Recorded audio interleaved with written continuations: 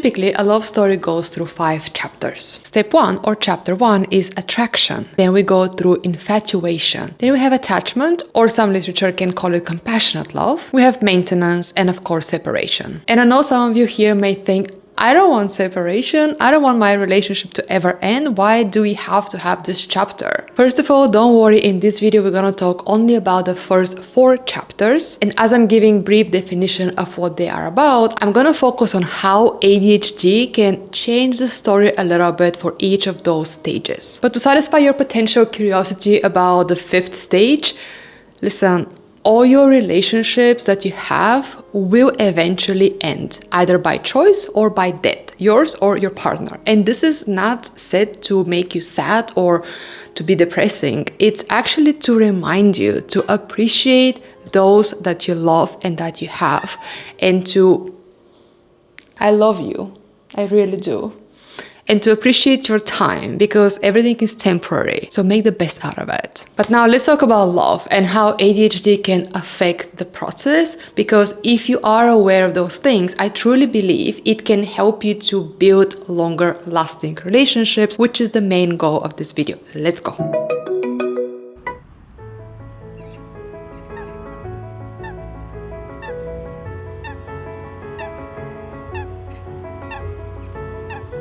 Long-term relationships can be difficult for people with ADHD. You are more likely to have many relationships versus a longer lasting, healthy, stable one. And to understand this better, we need to talk about how the brain process the experience of love. Let's take the first step, attraction. So somebody drew your attention and it's still nothing, but you're kind of seeing them differently. When they're in the room, they kind of have this different aura, different energy about them. You hear their laughter a bit louder than anybody else in the room. And basically you just want to stay closer to them and spend more time with them. For somebody with ADHD, this can be a dopamine hit. The dopamine molecule builds up during the anticipation phase. So there's a lot of pleasure in this bittersweet experience of liking somebody but not yet being with them. The journey before receiving the reward of actually being with somebody can be interesting to just about anybody. But for somebody with ADHD, this can be addictive. So there might be a lot more pleasure in falling in love with somebody versus building the actual relationship, maintaining it, and learning how to do trivial chores together. Let's take step 2, infatuation. Alright, let's say the other person has noticed you and they're also interested. Now you start going out together, doing more things together, having those endless phone calls. And if you have ADHD, you're very likely to go from 0 to 100 in a heartbeat. The infatuation is cool and fun for just about anybody. It is known as the honeymoon phase. But for you having ADHD, this phase has its own life story. And the experience, it's quite intoxicating. You feel high on love. And for your brain, it's really kind of similar experience. When you're looking forward to something like eating your favorite food, watching a show you love, or spending time with a special one, there is this part of your brain called the ventral tegmental area that starts lighting up. The VTA is a big part of how we process rewards and build motivation. So it gets more active right in the anticipation phase. And here is the anticipation of all the time that you're gonna spend together, building plans. You start talking about all the activities you like to do together. You start anticipating your future together. And here's the thing, while this area in your brain is buzzing with excitement, it's actually using up dopamine in the process. This is why you can feel all the excitement and motivation building up even before you get the actual experience. It's your brain getting ready for the reward. And here's something interesting. Research shows that people in the infatuation phase usually show underactivity in their prefrontal cortex. However, if you have ADHD, this area of your brain is typically underactive. So now this love experience actually boosts your dopamine and you may feel like you're the best version of yourself. You're finally motivated. You're performing really well. In fact, almost every single domain of your life is benefiting from the fact that you're in love. So let's sum it up. New person means novelty. It means challenge as you're still getting to know each other. It's more dopamine. It's more interesting. You're functioning better. Basically, so far, it has been a very rewarding experience. And this is one of the reasons why people with ADHD are more likely to have a lot of relationships, because this whole experience of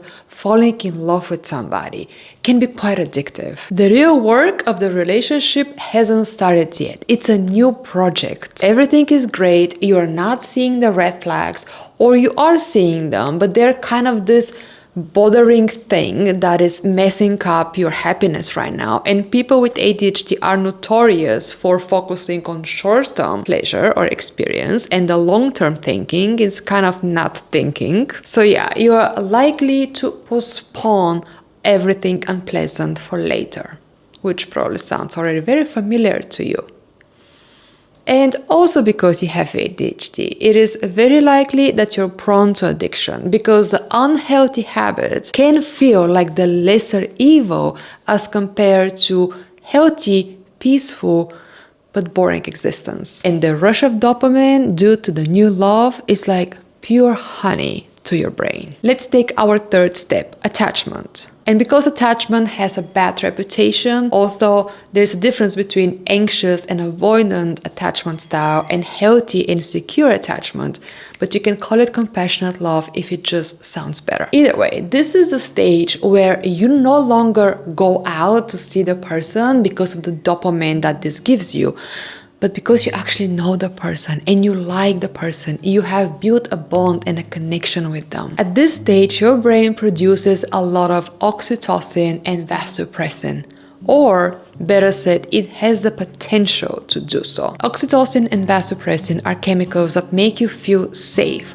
relax, and create a sense of trust and being loved. But it's really important to note that you need physical connection in order for your brain to release those chemicals, which makes it incredibly difficult to build attachment or compassionate love for somebody if you're in a long distance relationship. Have you been already together and then the distance happens at a different stage of your love story, then it's different. But in this moment, in the first few months, it can be quite impossible. All right, going back to you falling in love, but also having an ADHD brain, it is very likely that you actually rush through the stage. You want to experience everything and you want it now. So you don't really have the patience for building deeper and stronger connection, even if you don't consciously realize it. And any physical or emotional distance at this stage can feel like complete disconnection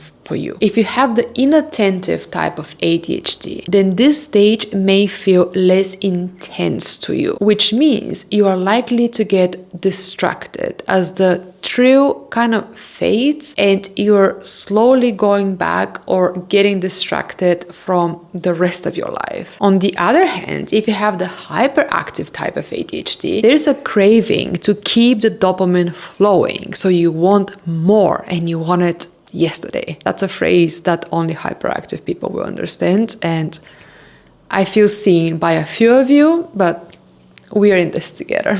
Either way, regardless of which type of ADHD you have, it can be tricky for your partner to deal with this. And you may think, oh, if we are having the same type of ADHD, it's gonna be great. I actually think that hyperactive type of ADHD with the inattentive can complement each other. From personal experience, I know what it is to date somebody with hyperactive type of ADHD, and it is exhausting. It lights up everything, yeah, until it doesn't. And then the withdrawal, it's very unpleasant.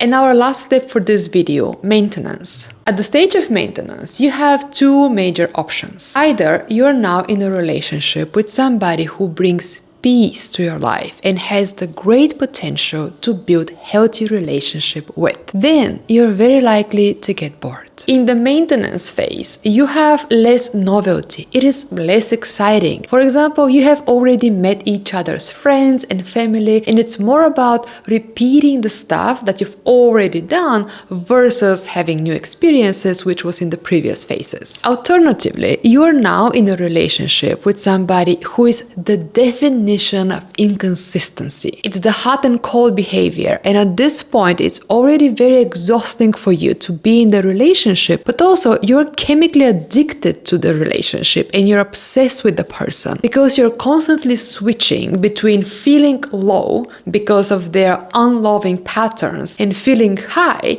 because they suddenly display the exact opposite behavior and shower you with love. But we're gonna talk about toxic relationships and ADHD in another video because this topic deserves its own TED Talk.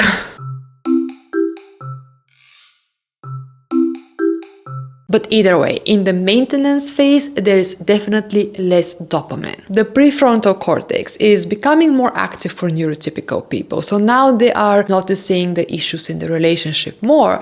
But for ADHD people, it's going back to normal. So now what you have been doing before, it's no longer so easy, while your partner is expecting to maintain the relationship, to keep doing the same stuff.